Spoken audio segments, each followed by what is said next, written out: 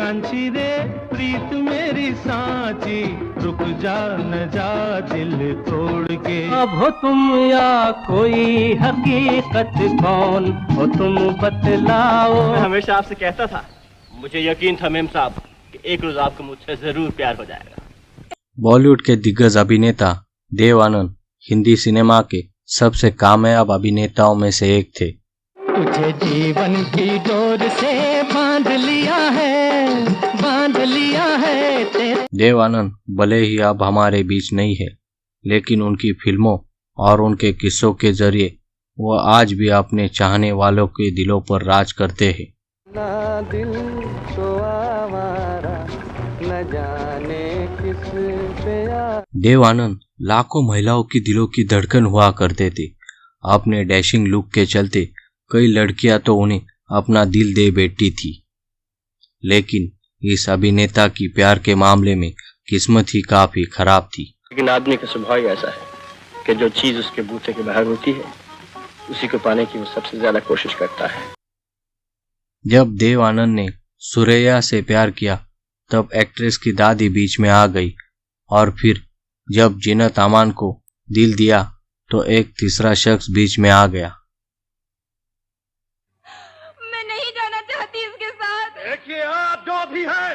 कौन था ये तीसरा शख्स और कैसे देव आनंद ने अपने दिल की बात जीनत अमान को बताने का फैसला किया, इसका खुलासा साल 2007 में रिलीज हुई देव आनंद ने अपनी आत्मकथा और रोमांसिक विथ लाइफ में किया।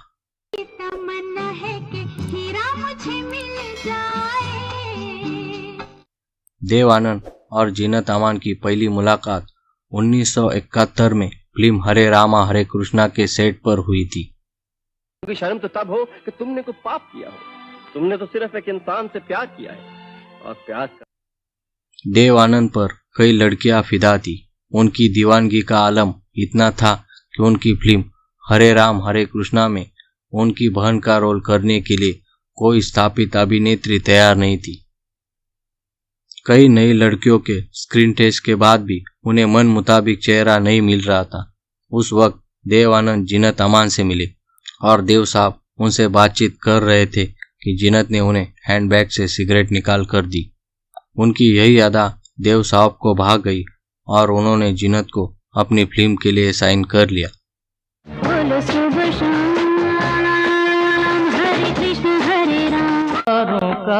सबका कहना है एक हजारों में। जब ये फिल्म रिलीज हुई तब देव आनंद 48 साल के थे, शादीशुदा थे और 2 बच्चों के पिता थे, और जीनत अमान मात्र 20 साल की थी। जीनत अमान बहुत ही बोल्ड थी और खूबसूरत भी। जीनत अमान की खूबसूरती को देखकर देव आनंद उन्हें अपना दिल दे बैठे। हालांकि जीनत अमान देव साहब के लिए ऐसा बिल्कुल भी महसूस नहीं करती थी।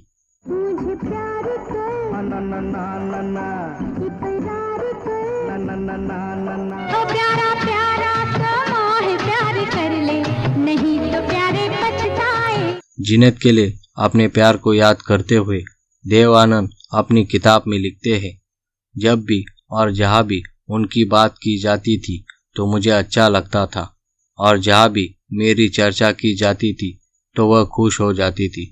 हम भावनात्मक रूप से एक दूसरे से जुड़ गए थे। कि जिस प्यार की मुझे बचपन से तलाश है, वो नीलू की बाहों में नहीं।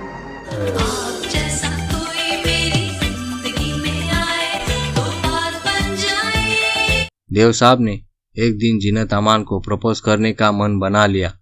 देव साहब ने मुंबई में होटल ताज में एक पार्टी के बाद जीनत से मिलने का प्लान भी किया।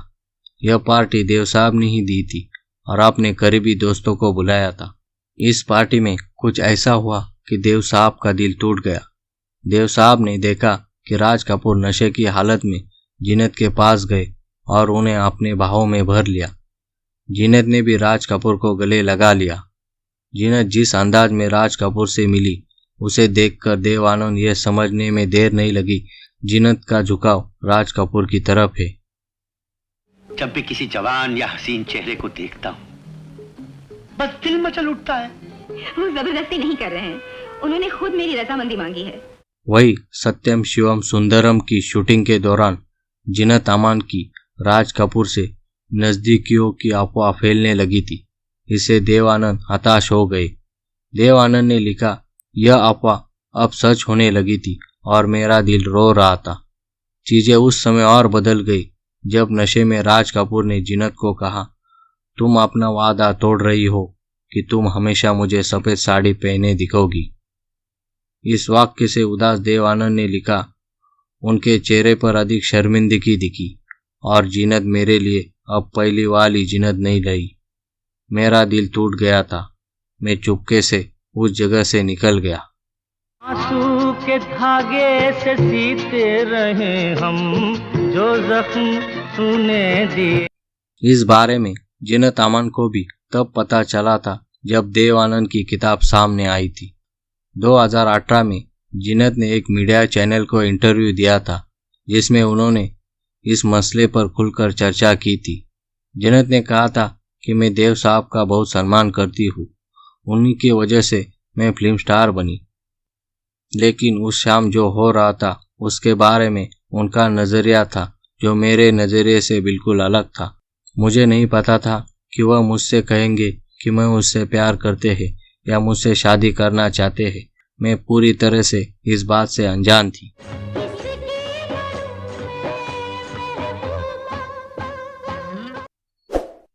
दोस्तों, फिल्मी दुनिया के ऐसे ही सुने अनसुने किस्सों को जानने के लिए हमारे चैनल को सब्सक्राइब करें। जय हिंद।